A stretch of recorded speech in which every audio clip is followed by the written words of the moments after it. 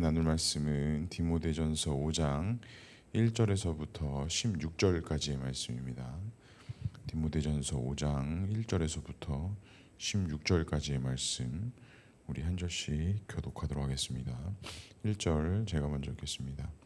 늙은이를 꾸짖지 말고 권하되 아버지에게 하듯하며 젊은이에게는 형제에게 하듯하고 늙은 여자에게는 어머니에게 하듯하며 젊은 여자에게는 온전히 깨끗함으로 자매에게 하듯하라. 참 과부인 과부를 존대하라. 만일 어떤 과부에게 자녀나 손자들이 있거든 그들로 먼저 가서 집에서 효를 행하여 부모에게 보답하기를 배우게 하라. 이것이 하나님 앞에 받으실 만한 것이니라. 참 과부로서 외로운 자는 하나님께 소망을 두어 주야로 항상 간구와 기도를 하거니와 향락을 좋아하는 자는 살았으나 죽었느니라. 내가 또한 이것을 명하여 그들로 책망받을 것이 없게 하라.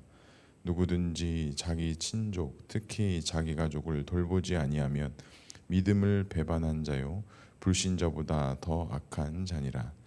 과부로 명부에 올릴 자는 나이가 60이 덜 되지 아니하고 한 남편의 아내였던 자로서 선한 행실의 증거가 있어 혹은 자녀를 양육하며 혹은 나그네를 대접하며 혹은 성도들의 발을 씻으며 혹은 환난 당하는 자들을 구제하며 혹은 모든 선한 일을 행한 자라야 할 것이요 젊은 과부는 올리지 말지니 이는 정욕으로 그리스도를 배반할 때에 시집가고자 함이니 처음 믿음을 저버렸으므로 정죄를 받느니라. 또 그들의 게으름을 익혀 집집으로 돌아다니고 게으를 뿐 아니라 쓸데없는 말을 하며 일을 만들며 마땅히 아니할 말을 하니 그러므로 젊은이는 시집가서 아이를 낳고 집을 다스리고 대적에게 비방할 기회를 조금도 주지 말기를 원하노라. 이미 사탄에게 돌아간 자들도 있도다. 함께 읽겠습니다. 만일 믿는 여자에게 과부 친척이 있거든 자기가 도와주고 교회가 짐지지 않게 하라. 이는 과부를 도와주게 하려 함이라. 아멘. 오늘도 말씀과 기도의 자리에 나오신 성도님들을 사랑하고 축복합니다. 본문의 말씀을 통해서 주님의 귀한 음성 듣는 시간 되기를 소망합니다. 디모데전서 5장은 목회 서신 중에 이제 바울이 디모데에게 성도들의 어떤 상황과 형편에 따라서 그들을 어떻게 상대하고 어떻게 대하였는지에 대한 말씀들을 쭉 설명을 합니다. 그러면 이 성도들, 특별히 이 주의 영혼들에게 대하는 태도가 무엇이어야 되느냐 바울은 주장하느냐. 1절에 보면 이렇게 말씀합니다. 늙은이를 꾸짖지 말고 권하되 아버지에게 하듯하며 젊은이에게는 형제에게 하듯하고. 저희가 지금 방금 1절만 읽었지만 방금 읽었던 본문의 내용들을 보면 교회의 구성원은 참으로 다양합니다. 어느 특정한 집단, 특정한 분류의 성도들만 모이는 것이 아니라 정말 다양한 사람들, 다양한 어떤 형태들, 또 다양한 상황들이 있는 성도들이 모이는 게 어떻게 보면 교회인 것 같습니다. 그래서 교회 성도들만 보고자 하면 교회의 구성원들은 온전한 것이 아니라 되게 불완전한 상태라고도 말할 수 있을 것 같습니다. 우리가 어떤 커뮤니티가 형성이 될 때 자기 관심 분야로 모이다 보면 그것에 대해서 공통 관심 분야가 있다 보니 크게 어긋나는 일들이 없지만 이 교회라는 공동체는 말 그대로 다양한 사람들이 모이기 때문에 이 안에서 정말 다양한 일들이 있을 수밖에 없고 또 여러 가지 관계나 형성 과정 속에서 여러 가지 이슈들이 많이 있을 수도 있다라는 것을 우리가 알고 있어야 됩니다. 그래서 믿지 아니하는 사람들, 특히 믿는 사람들도 마찬가지입니다. 교회가 왜 그래? 교회 다니는 사람들이 왜 그래? 이런 말들을 참 많이 하는데요. 교회에 다양한 사람들이 모일 수밖에 없기 때문에 교회는 그럴 수밖에 없는 것입니다. 또 교회 다니는 성도들도 역시 다양한 사람들이기 때문에 교회 다니는 사람들은 그럴 수밖에 없는 것입니다. 그게 이상하고 틀린 게 아니라 저는 자연스러운 것이고 그런 자들, 그런 사람들이 모여서 함께 주님을 배우고 믿으며 함께 성화되어져 가는 것이 교회의 공동체라는 것이죠. 그래서 오늘 바울도 말하는 것이 뭐예요? 늙은 자들을 꾸짖지 말고 권하되 아버지에게 하듯 하며 젊은이에게는 형제에게 하듯 하라고 합니다. 또 늙은 여자에게는 어머니에게 대하듯 하고 젊은 여자에게는 온전함과 깨끗함으로 대하라라고 이야기합니다. 이 말은 공동체 안에서 뭐 나이가 연로하신 분들, 젊은 사람들에게만 이렇게 하라는 의미가 아니라 그만큼 교회에는 다양한 연령층들이 있으니 그들의 형편과 상황에 맞춰서 그들을 존대하고 그들을 상대해야 한다라는 것이 바울이 가지고 있던 생각이었습니다. 우리가 잘 알고 있듯이 바울은 율법에 정통한 자였기 때문에 그가 유대인들과 있을 때는 유대인들처럼, 그가 이방인과 있을 때는 이방인의 눈높이에 맞춰서 행동하고 말했던 게 바로 사도 바울이 가지고 있었던 기조의 모습이었습니다. 우리가 그렇기 때문에 하나님 믿는 사람들은, 특별히 성숙되고 먼저 된 자들이 교회 안에서의 수많은 성도들과 교제하고 소통할 때는 그 기준이 나의 기준에 있어서 소통을 해야 되는 것이 아니라, 우리가 주님을 믿고 성숙된 자들이라고 한다면 그 상대방의 기준에 맞춰서, 눈높이에 맞춰서 대화할 수 있어야 되고 그들과 교제할 수 있어야 된다라는 겁니다.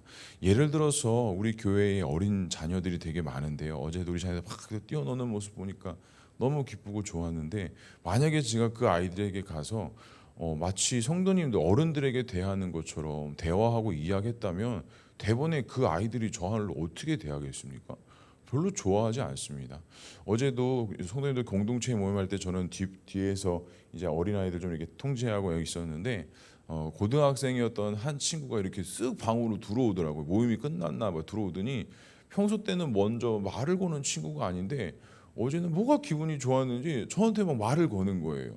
그래서 이런저런 얘기하다가 막 갑자기 미래 장래 이야기도 나오고, 자기는 아직 뭘 해야 될지 잘 모르겠다고 하면서, 아니 지금까지 한 8개월 지나면서 제가 먼저 인사하기 전에는 인사도 잘 안 했던 친구인데 어제는 갑자기 방에 들어와서 막 이런저런도 얘기도 하고, 뭐 이것도 갖고 싶다, 커서 무슨 하고 싶은데 아직 꿈이 없다, 막 이런저런 얘기를 한 짧게 한 15분 정도였지만 그런 이야기들을 했던 것 같아요. 근데 만약에 제가 어제도 그 친구랑 소통하면서 고등학생 눈높이에 맞춰서 대화하는 게 아니라 만약에 어른의 눈높이에 맞춰서 이야기를 했다면 그 아이가 소통을 했겠습니까? 절대 그렇지 않다라는 것입니다. 근데 오늘 바울도 그거를 이야기하는 거예요. 늙은 연장자들에게는 꾸짖지 말고 아버지께 대하듯, 또 젊은이에게는 형제와 같이 대하고, 또 늙은 여자에게는 어머니와 같이 하고, 또 젊은 여자에게는 온전함과 깨끗함으로 대하라는 것은 그들의 눈높이에 맞춰서 교제하고 소통해야 되는 것들이 이 교회와 공동체 안에서 중요하기 때문에 이 디모데에게도 그와 같은 권면의 말씀을 던지고 있는 것입니다. 그리고 이어서 바울은 또 디모데에게 특별히 참 과부인 과부를 존대하라라고 말씀합니다. 특별히 과부의 자녀들에게 효를 가르치고 배우게 하라. 이는 하나님께서 받으실 만한 것이니라라고 이야기하며, 이 교회 안에서 제일 연약한 자라고 할 수 있는 과부 어린이들. 그래서 예수님께서도 누구를 돌보라고 하셨습니까? 어린 아이들과 과부를 돌보라고 하지 않으셨습니까? 그런데 오늘 바울의 이야기를 들어보면 그 과부는 과부인데 다 과부들이 똑같은 과부라고 이야기는 하지 않습니다. 여러 가지 이야기들을 이야기하면서 5절과 6절에도 뭐 향락을 좋아하는 자는 살았으나 죽었느니라 하면서, 이런 과부의 어떤 삶과 그들의 어떤 삶의 형태가 올바르지 아니한 형태가 아니라 하나님 앞에서 올바르게 믿음으로 지켜지는 자의 삶에 대해서 이야기합니다. 그러면서 이 과부에 대한 강조점을 이야기하는데요. 9절에는 이렇게 말씀합니다. 과부로 명부에 올릴 자는 나이가 60이 덜 되지 아니하고 한 남편의 아내로서 있던 자로서라고 이야기하며, 교회의 명단으로 과부를 올릴 때 이렇게 이해하면 좋을 것 같아요. 근데 어떻습니까? 나이가 이때 뭐 기준이 좀 있었던 것 같습니다. 나이가 60이 넘어야 되고, 또 그 이전에 한 남편의 아내로서 충실한 가정과 자녀들의 삶 속에 하나님 보시기에 합당한 믿음의 삶이 있었어야 된다라는 것이 좀 전제로 붙는 것 같습니다. 그리고 참 과부는 소망을 하나님께 둔 자로서 주야로 항상 주님 앞에 기도를 간구하는 자여야 한다라는 것을 바울이 그 기조를 지키고 있어요. 결정적으로는 그 여러 가지 연약함과 나약함의 삶이 있지만 겉모습은 그럴지 모르나 그의 중심과 그의 영적인 삶은 하나님 앞에 붙들려져 있는 삶, 하나님 앞에 신실하게 그 믿음을 행하는 자의 삶을 참 과부의 삶이다라는 것이 바울의 이야기라고 볼 수 있습니다. 그러면서 여러 가지 또 이야기들이 이어집니다. 그러면서 후반부 때는 뭐 젊은 과부는 몰리지 말라라고 하면서 이런 재혼의 부분에 대해서 부정적인 이야기로 말하는 것 같지만 그런 부분은 아닌 것 같습니다. 참 믿음을 저버렸다라고 이렇게 표현까지 하지만 우리가 여러 가지 형태들 속에서 다양한 성도들의 상황이 있으니 그들의 형편과 상황을 분명히 살펴야 할 것을 사도 바울은 계속적으로 이야기하고 있는 것이죠. 그리고 이제 13절과 14절에 이 보면 이제 결혼하지 아니하는 젊은 사람들에 대한 이야기의 권면을 담고 있으면서 그들에게 가정이 생겨야 되고 자녀를 낳아야 되고 그들에게 가정을 이룸으로써 하나님 앞에서 그 믿음의 가정을 꾸리는 것을 이야기하는데 왜 그래야 되느냐? 14절에 보니까 그러므로 젊은이는 시집 가서 아이를 낳고 집을 다스리고 대적에게 비방할 기회를 조금도 주지 말기를 원하노라라고 이야기합니다. 그러니까 다시 말하자면 하나님께서 세우셨던 이 가정 공동체를 세우는 것이 우리 그리스도인으로서 주의 백성으로서 마땅히 해야 될 일로 그가 가정을 꾸리고 자녀를 낳고 가정을 다스리는 것은 하나님 보시기에 기쁨이 되지만 그 대적자들로 하여금 책잡 잡힐 만한 것들을 하지 않기 위해서 반드시 믿음의 가정을 세우고 꾸려야 한다라는 것입니다.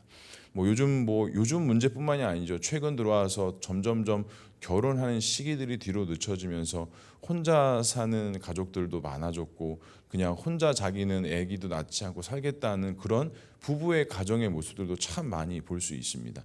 그런데 그분들이 평생 자신들이 처음에 가지고 있었던 마음을 지키고 사느냐? 그렇지 않더라고요. 제가 신문을 또 보니까 그렇게 살기로 결정했던 사람들이 처음에 30대, 40대 때는 자유로워서 좋았는지 모르나 그 이상의 나이가 됐을 때 느끼는 그 외로움, 그 쓸쓸함이 상당히 우울감이 높다라는 조사 결과를 제가 한번 신문에서 본 적이 있습니다.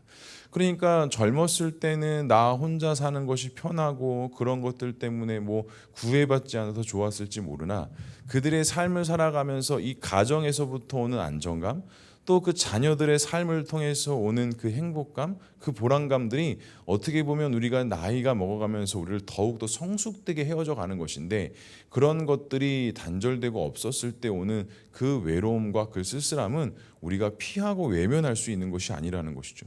그래서 사도 바울도 그 젊은이들이 가정을 꾸리고 자녀를 낳고 가정을 이루고 믿음의 가정을 형성하는 것을 그들에게 그것을 권면함으로써 그들이 믿음으로 살아가는 그 믿음의 길이 절대로 혼자서의 어떤 그런 외로움의 길이 돼서는 안 된다라는 것을 이야기하고 있습니다.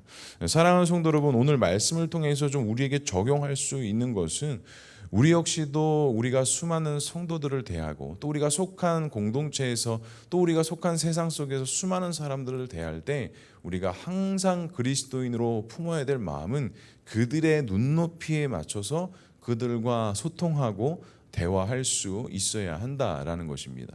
그들과 눈높이를 맞춘다라는 것이 나의 것을 버린다라는 것이 아니라 충분히 그들을 온전한 길로 선한 길로 인도할 수 있는 방법은 그들과 동질 집단, 동일한 생각을 품어서 그들과 소통이 일어나고 그들의 마음의 문이 열어지도록 하는 것이 하나님께서 원하시는 것, 우리 그리스도인이 할 수 있는 것이라는 거예요.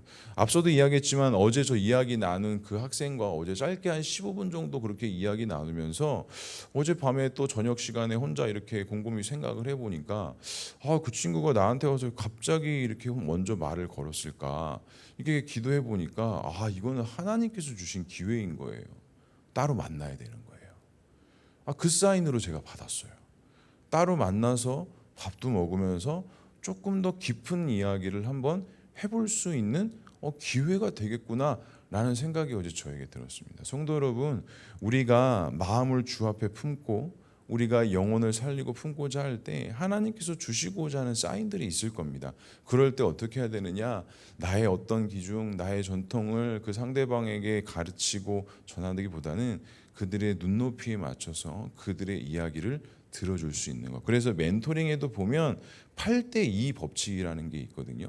내가 하고 싶은 말이 만약에 10이 있어요. 그럼 하고 싶은 말을 10을 하는 게 아니라 그 상대방의 이야기를 8을 들어주고요. 그 다음에 내가 하고 싶은 이야기를 살짝 그 뒤에 2만 해도 충분하다라는 것입니다. 그러면 그 상대방의 이야기를 벌써 8을 들었기 때문에 그 상대방은 마음이 벌써 이만큼 열린다라는 게 벌써 그 멘토링이라는 학문에서도 논문에서도 조사가 되어져 있는 법칙입니다. 성도 여러분, 우리가 또 직장에서 사회 속에서 수많은 사람들을 상대하잖아요. 소통이 안 된다고 하잖아요. 물론 소통이 잘 안 되는 분들도 있긴 합니다. 하지만 잘 기억해 보시기 바랍니다. 오늘 바울이 디모데에게 이야기한 것처럼 그들의 눈높이에 맞춰서 그들의 먼저 이야기를 경청하고 들어주고, 또한 내가 전달하고자 하는 것들을 살짝 얹어서 이야기할 때 그들이 그것들을 더 많이 수용하고 또 나에 대한 그런 어떤 인간적인 매력들을 느끼며 마음을 열어가고 대화를 이어가는 그런 일들이 충분하게 발생될 수 있다라는 것입니다. 간절히 바랍니다. 오늘 하루도 우리의 직장과 일터에서 생활하실 텐데 오늘 바울이 디모데에게 이야기했듯이 그 상대방의 눈높이에 맞춰서 그들의 먼저 마음을 헤아려주고, 우리가 어제 말씀 나눈 것처럼 어떤 오해와 갈등이 생기지 않도록 우리가 그리스도인으로서 그 마음과 생각을 잘 지켜나갈 수 있길 주님의 이름으로 간절히 축복합니다. 그리고 우리 교회와 성도와 지체 중에 혹시 우리가 돌봐야 될 사람이 있지 않습니까? 오늘 사도 바울은 과부를 존귀하게 여기고 그들에 대해서 좋은 것들을 흘려보내고 이런 기조를 이야기했던 것처럼 우리가 충분히 나누고 흘려보내고 도와야 할 지체와 성도들이 있습니다. 오늘 따뜻한 전화 한 통, 문자 하나를 보내서 그들에게 안부를 전하고 하나님의 사랑을 흘려보낼 수 있는 저와 우리 모두가 될 수 있기를 주님의 이름으로 간절히 축복합니다. 기도하겠습니다. 사랑과 은혜가 풍성하신 하나님 아버지, 은혜를 감사합니다. 하나님께서 말씀하신 서로 사랑하라, 또 내 이웃을 내 몸과 같이 사랑하라라고 말씀하셨던 그 예수님의 말씀을 우리가 다시 한번 기억합니다. 우리를 한 공동체로 불러주셨고 한 은혜 가운데 세워주셨사오니 우리가 그 믿음의 길을 걸어가고 믿음을 세워갈 때 우리가 하나됨을 더욱더 믿음으로 추구하게 하시고, 또한 상대방의 눈높이에 맞춰서 이야기하고 대화하게 하셔서 그들과 소통하고 한몸 되어져 가고 하나 되어져 가는 일에 우리가 더욱더 마음을 힘쓸 수 있도록 주님 인도하여 주시옵소서. 오늘 하루도 우리의 삶 속에서 살아갈 때 많은 사람들을 만나고 많은 사람들을 대할 것인데 그들을 섬기고 사랑하는 마음으로 대할 수 있도록 주님께서 우리에게 선한 마음을 심어주시고 그 하나님의 도우심과 인도하심 가운데 오늘도 승리하는 삶이 되어줄 수 있도록 주님 역사하여 주시옵소서.